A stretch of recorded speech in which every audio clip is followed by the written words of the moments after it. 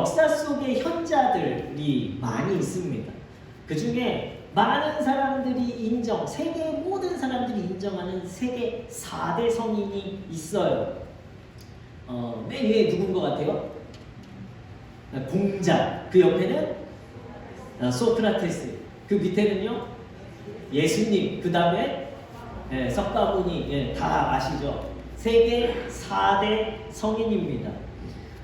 그런데 이들이 우리는 성인이라고 이야기하면서 이 사람들은 신이야 라고 이야기하십니까? 아니죠? 이 사람들이 세계 4대 역사 속에 존재했고 성인이지만 그러나 신적인 존재들은 아니야 라고 우리는 알고 있습니다. 그러나 이 사람들이라고 하면 이제 예수님을 빼고 나머지를 신으로 모시는 사람들도 있습니다. 그런데 문제는 그들도 한 인간이었다라는 것이 역사 안에서 증거하고 있는 것이죠. 그들의 역사의 시작은 그들이 죽은 후에 기록이 되어졌습니다. 바로 다른 누군가에 의해서 그들의 역사가 만들어졌다라는 거예요. 역사의 기록은 부전전승 기간이라는 이 용어를 사용해서 역사를 기록해요. 그 기간이 짧을수록요, 말에서 말로 전해지는 기간이 짧을수록 역사적인 사실에 가깝다라는 것을 이야기하고 있어요. 그래서 보면 석가모니는요, 부전전승 기간이 600년이에요. 사람들이 입에서 입으로 전해진 후에 기록된 기간이 600년이라는 거예요. 그 600년 동안 이 이야기들이 어떻게 됐을까요? 말에 말이 붙고 그래서 실제와는 다르게 조금 희미해질 수도 있습니다. 공자는요 400년이에요. 중요한 것은 제가 이분을 좋아하진 않지만 도올 김용옥이라는 분은요, 이 공자 이분을 비판하면서 이분의 세세하게 어떤 날은 이렇게 이야기했어라는 이 편년체라고 이 공자에 대해 기록을 하면서 이 기록이 결코 이 400년이 지난 후에 기록된 이 기록이 결코 사실일 수는 없다라고 비평을 하고 있습니다. 알렉산더 대왕도 400년이 지난 뒤에, 근데 로마 황제는 그 당시에는 기록하는 것이 이 체계화되어지기 시작했기 때문에 100년이 조금 안 돼요. 그런데 예수님은요 18년에서 60년 사이에 이 부전의 기간을 거친 이후에 예수님에 대한 기록이 문서가 되었습니다. 살았던 인물 중에, 역사적인 인물 중에 가장 확실한 역사적인 신뢰성을 가지고 있는 것이 이 신약 성경이고 예수님에 대한 기록이라는 거예요. 예수님도 한 인간으로 태어나셨습니다. 그것은 무슨 말입니까? 예수님이 실제로 존재하셨다라는 이야기죠. 그런데 오늘 말씀을 보면요, 예수님이 실제로 존재하셨다라는 것을 우리가 인정하고 간다 할지라도 예수님이 결혼도 하지 않은 처녀의 몸에 동정녀로 탄생했다라는 거예요. 믿을 수가 없습니다. 똑같이 인간으로 태어나셨는데 어떻게 동정녀의 탄생, 성령으로 잉태되었을까? 다른 이야기, 바로 신에 대한 이야기, 신화와 같은 이야기, 허무한 이야기가 아닐까라고 생각하는 사람도 있습니다. 아니면 또 아까도 말씀드렸듯이 그냥 세계 4대 성인, 신이 아닌, 하나님이 아닌 그냥 존재 있었던 한 지혜로운 사람으로 보기도 하죠. 동정녀 탄생이라고 하면 그것은 누구만 알 수 있겠습니까? 동정녀 탄생은 누구만 알 수 있어요? 네? 한 사람만 알 수 있어요. 누굴까요? 마리아밖에 알 수 없죠. 동정녀 탄생이라는 거. 어머니 마리아만이 아는 진실일까? 아니면 정말 많은 사람들이 그건 허구야, 만들어낸 이야기야, 기독교인들이 만들어낸 이야기야 라고 생각해야 하겠습니까? 예수님의 탄생은요, 예수님이 죽은 이후에 만들어진 이야기가 아닙니다. 태어나기 800년에서 900년 전에 이미 예언되어졌다라는 거예요. 그리고 그 예언은 실제 일어났습니다.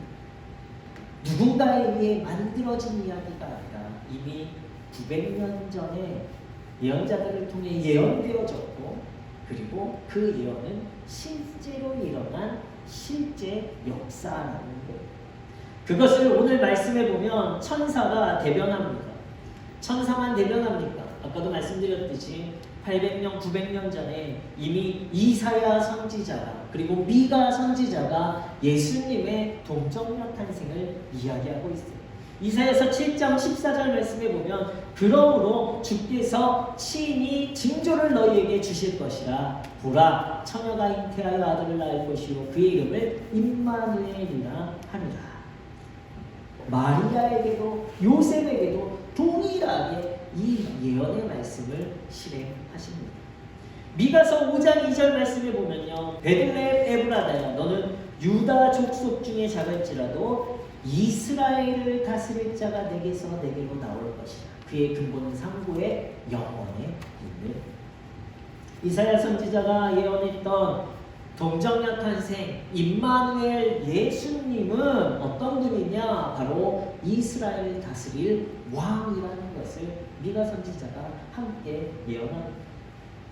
그렇다면 왜 이 신과 같은, 왕과 같은 예수님이 인간으로 태어나셔야만 했을까요? 그리고 우리는 왜 소크라테스와 공자와 석가모니와는 다르게 그들은 성인이고 그들은 인간으로 우리가 이야기하지만 왜 우리는 예수님을 구원자로, 하나님으로, 신으로 믿어야 하는가? 이 질문 가운데 말씀을 통해서 우리가 예수님에 대한 질문을 함께 나눠보고자 합니다. 예수님의 탄생, 인간의 몸을 입고 이 땅에 태어나신 탄생은요, 바로 오늘 천사가 이야기했듯이 하나님이 우리와 함께 하신다라는 증거가 되어지는 것입니다. 하나님이 우리에게 오셨다라는 거예요. 구약 성경에 하나님은요, 결코 인간과 함께 할 수 없었습니다. 왜냐하면 죄 많은 인간이 하나님을 보거나 만나게 되었을 때는 그 거룩하시고 그 권위 있으신 하나님 앞에 죽을 수밖에 없는 거예요, 죄인이. 그래서 하나님은 선지자를 통해, 예언자들을 통해서 인간에게, 이스라엘 백성에게 말씀하셨어요. 그런데 이제는 그런 분이 아니라 이제 우리와 함께 하시겠다라고 인간의 몸을 입고 이 땅에 오셨다라고, 우리와 함께 하시겠다라는 증거가 구약 성경에는요, 말씀으로, 그리고 성전으로, 때로는 구름 기둥과 불 기둥으로, 때로는 바람으로, 번개로, 때로는 선지자들을 통해 대언해서 나타나셨는데, 이제는요, 하나님께서 우리와 함께 하시겠다는 사실을요, 인간의 몸을 입고 이 땅에 태어나심으로 완벽하게 이루셨다는 거예요. 이사야서 7장 14절의 예언의 말씀을 하나님께서는 이루어 주셨습니다. 멀리서 지켜보시는 하나님이 아니시라 오늘 우리와 함께 계시는, 그리고 우리를 직접적으로 도우시는 하나님이 되어 주셨다라는 거예요. 이것이 임마누엘 예수님의 은혜입니다. 하나님이 천국에 계셔서, 멀리 하늘에 계셔서 우리에게 너희들 잘해봐, 너네 어떻게 사는지 보고 너희들이 잘하면 내가 복 줄게, 이런 분이 아니시라는 거예요. 인간의 몸을 입고 하늘의 권세와 하늘의 능력을 다 포기하시고 우리에게 오셨다라는 것은요, 내가 너희를 얼마나 사랑하시는지를 몸소 보여주신 것입니다. 인간은요, 함께 있다고 해도 도움을 줄 수가 없어요.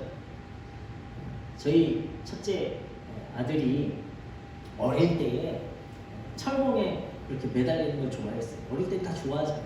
그런데 문제는 뭐냐면 제가 철봉에 매달리면 자기 혼자 뭐 어떻게 해야 되는데 꼭 제가 밑에서 이러고 기다려야 되는 거예요. 떨어지면 어떻게 해야죠? 받아줘야 돼요. 제가 잡아줘야 다치지 않습니다. 하루는 철봉을 또 해달라고 계속 졸라서 몇 번 잡아주다가 이제 저도 빼가는 거예요. 그래서 집에 그 문 사이에 이 봉을 매달아 놓고 거기에 매달리게 했습니다. 그리고 그 밑에 제가 쿠션을 박았어요. 떨어져도 안 다치겠지. 그리고 옆에서 이렇게 저희 이제 팔짝끼리 지켜보는 거예요. 몇 번 떨어졌는데 안 다치고 또 이제 올려주고 저도 편하더라고요. 근데 어느 한순간에요, 떨어졌는데 발을 잘못 디딘 거예요. 그래서 발이 아프다고 난리지. 중요한 건 누가 옆에 있었죠? 아빠가 바로 옆에 있었는데도 그 상황을 어떻게 대처하지를 못하겠더라고요. 응급실 가서 사진 찍고 갔더니 다행히 크게 다치지는 않았습니다. 제가 바로 옆에 있어도 도움이 되지 않는 거예요. 그런데 하나님께서 우리와 함께 하신다는 것은요, 우리가 인간이 함께하는 이 도움되지 않는 것을 말씀하시는 것이 아닙니다. 우리와 함께 하시겠다라는 그분은요, 전능자이시고요, 권능자이시고요, 전능하신 분이 저와 여러분과 함께 하신다는 것. 우리가 떨어져도 다치지 아니하도록 우리를 도우시는 분이 되실 줄로 믿습니다. 아빠는 믿지 못하지만 하나님은 믿을 수 있어야 돼요. 하나님은 우리와 함께 하신다라는 그 은혜가 여러분들의 삶 가운데 믿음으로 고백되어질 때 여러분들이 해를 당하지 아니하고 어둠을 지날지라도 무서워하지 않는 그 놀라운 복을 누리게 될 줄로 믿습니다. 캔사스 시티의 어느 교회에 허름한 옷차림의 한 청년이 들어왔어요. 근데 예배 시간 내내 눈물을 흘리면서 예배를 드리는 거예요. 그 모습을 지켜보고 있던 목사님께서 예배 후에 이 청년에게 관심을 갖고 불렀습니다. 그랬더니 19살 때부터 만화를 그리는 사람이었는데 이 사람의 만화에 어느 회사도 관심을 갖지 않는 거예요. 그러다가 이 캔사스 시티 이 시골 마을까지 오게 된 거예요. 그런데 이곳에서도 그의 만화에 관심을 갖는 사람은 아무도 없었습니다. 그래서 돈이 없어서 기차 정거장에서 잠을 자고 또 여기저기 방황을 하며 그림을 그리며 살다가 이곳까지 오게 되었다라고 자신의 삶을 하소연했습니다.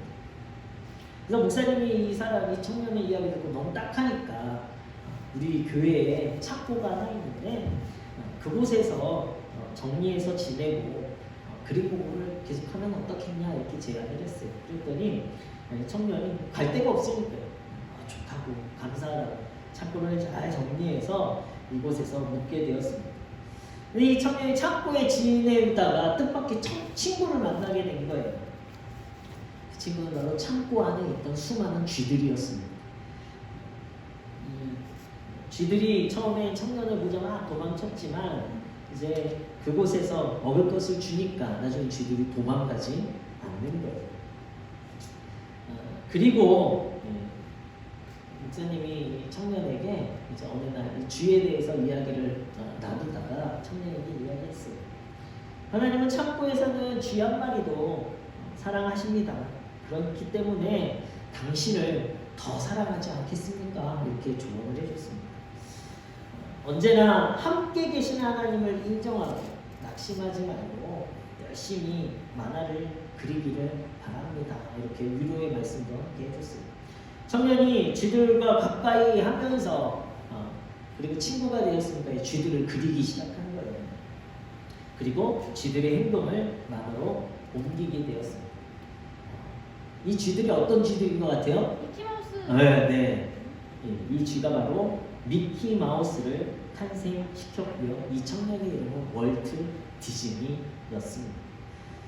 월트 디즈니의 미키마우스는요, 바로 하나님께서 우리와 함께 계시다라는 믿음의 상징이었던 거예요. 그리고 지금까지도 이 월트 디즈니는 모든 어린이들의 마음 가운데 희망이 되었고, 그리고 소망이 되었고, 기쁨을 주는 이 상징이 되었습니다. 하나님께서 이름 없는 청년과 창고 속에서도 함께하고 계셨다는 거예요. 우리가 결코 나 혼자라고 우리는 고독과 외로움 가운데 놓일 수 있어요. 그러나 하나님은 결코 우리를 한 번도 홀로 내버려 두지 않으셨다라는 것을 우리는 기억해야 합니다. 우리가 그 하나님을 부르짖고 그 하나님이 나와 함께 하신다는 믿음 가운데 놓여지는 그 순간부터 우리의 삶에는요, 하나님이 함께 하시는 증거들이 나타나게 되어질 거예요. 이 증거들을 통해 하나님의 은혜를 누리고 감사를 누리고 복을 누려가시는 우리 문예교회 성도님들 되시길 예수 그리스도 이름으로 축원합니다. 평강의 왕이 아기의 몸을 입고 이 땅에 오심으로 그리스도가 되어 주셨어요. 자기 백성을 저희 죄에서 구원할 자라는 예수라는 이름, 이 예수라는 이름이 여호와는 구원이시다라는 뜻이에요. 그러니까 구원을 기다리는, 메시아를 기다리는 이스라엘 백성에게 이 예수라는 이름은 희망의 이름입니다. 그런데 그분이 정말 인간의 몸으로 태어나셔서 우리를 구원하시겠다라고 기다렸던 800년, 900년 전의 예언의 말씀을 이루어 주셨어요. 우리를 죄에서 구원하고자 하는 분명한 목적을 가지고 우리에게 오셨습니다. 세상의 어떤 성인들도, 세상의 어떤 위대한 인물들도 다른 사람의 죄를 위해서 당신의 생명을 희생하는 사람은 없어요. 사도행전 4장 12절 말씀에 보면요, 다른 이로서는 구원을 받을 수 없나니 천하 사람 중에 구원을 받을 만한 다른 이름을 우리에게 주신 일이 없음이라 하였더라. 오직 예수 그리스도만이 우리를 죄에서 구원하실 수 있는 분이시다. 구원은요, 개인적인 거예요. 내가 예수 그리스도를 믿어야만 내가 구원받는 것이지, 내 자녀 아니면 내 부인이 아니면 내 남편이 믿음 좋다고 나도 믿음 좋아지는 것이고, 내 남편이 믿음 좋다고 나도 함께 구원받는 것이 아니라는 거예요. 각자가 예수 그리스도가 나의 구원자이심을 믿음으로 고백해야만이 그 구원이 우리 가운데 살아있는 증거가 되어지는 거예요. 다른 것도 우리를 구원할 수 없습니다. 내가 착하게 산다고, 선하게 산다고 나를 구원하는 거 아니에요. 오직 예수 그리스도만이 우리를 구원하십니다. 예수가 아니면 우리를 죄에서 구원할 수 없습니다. 왜 그렇습니까? 예수님께서 이미 십자가에서 모든 인류의 죄를 사하시고자 당신의 생명을 희생하셨습니다. 그것 때문에 인간의 몸을 입고 이 땅에 태어나셨다라는 거예요. 우리들의 죄 때문에 어쩔 수 없이 죽어야 했던 우리들에게 하나님은 예수님을 화목제물로 평화의 아기로 보내셔서 우리를 구원하시는 그리스도가 되게 하셨습니다. 예수님은 평화의 아기로 이 땅에 태어나셨어요. 우리와 함께 하시고자, 그리고 우리의 죄를 구원하시고자, 하나님과 우리 사이에 막혀있는 땅을 허무시고자 예수님이 인간의 몸을 입고 이 땅에 태어나셨습니다. 바로 예수님이 아기 예수로 오신 것이 우리에게 큰 기쁨이 되어지는 거예요. 이것이 복음입니다. 누가복음 2장 10절에서 11절 말씀에 천사가 이르되 무서워 말라, 내가 온 백성에게 미칠 큰 기쁨의 좋은 소식을 너희에게 전하노라. 오늘날 다윗의 동네에 너희를 위하여 구주가 나셨으니 곧 그리스도 주시니라. 예수님의 탄생의 소식을 천사들이 이야기하면서요, 이분을 어떻게 이야기하냐면 그리스도 주시니라라고 이야기합니다. 그리스도는 구원자, 기름 부음 받은 자라는 뜻을 가지고 있어요. 주는요, 바로 왕, 주인이란 뜻입니다. 바로 예수님이 나의 구원자, 나의 왕이란 뜻이에요. 우리의 모든 것에 대한 책임과 소유자가 되신다라는 것입니다. 이것을 우리가 고백할 때에 그리스도가 정말 나의 주가 되시고 나의 왕이 되시고 그리고 나를 죄에서 구원하실 구원자가 되어지시는 거예요. 염려와 걱정과 근심까지도 예수님께서 다 책임져 주신다는 거예요. 하나님이 우리와 함께 하신다는 예수님의 탄생, 예수님이 우리와 함께 하셔서 우리에게 이루실 죄에서 구원받을 그 놀라운 은혜, 이것이 아기 예수님으로 이 땅에 태어나신 예수님을 통해 우리에게 전하여질 좋은 기쁨의 소식이 되어야 할 줄로 믿습니다. 그렇기 때문에 하나님이 우리와 함께 계시다라는 믿음이요, 우리의 삶을 더욱더 자신 있게 만드는 거예요. 어려움이 있어요. 아픔이 있어요. 하나님이 나와 함께 계시다는 그 믿음 때문에요, 우리는 그 어려움도, 그 아픔도, 그 두려움들도 우리는요 다 내려놓을 수 있는 거예요. 이 믿음이 없으면 우리는 여전히 두려움 가운데, 걱정 가운데, 아픔 가운데 힘들어하며 하루하루를 죄 가운데 살아갈 수밖에 없는 거예요. 내가 어느 곳에 있든지 어떠한 상황에 놓이든지 하나님이 나와 함께 하신다라는 이 믿음으로 하나님의 큰 축복과 기쁨을 누리며 살아가시길 예수 그리스도 이름으로 축원합니다. 이것은 변하지 않는 진리예요. 인간으로 이 땅에 역사적으로 존재하셨던 그 예수님은요, 우리를 구원하실 신으로, 영광 받으실 만왕의 왕으로 우리를 구원하실 구원자로 이 땅에 오셨습니다.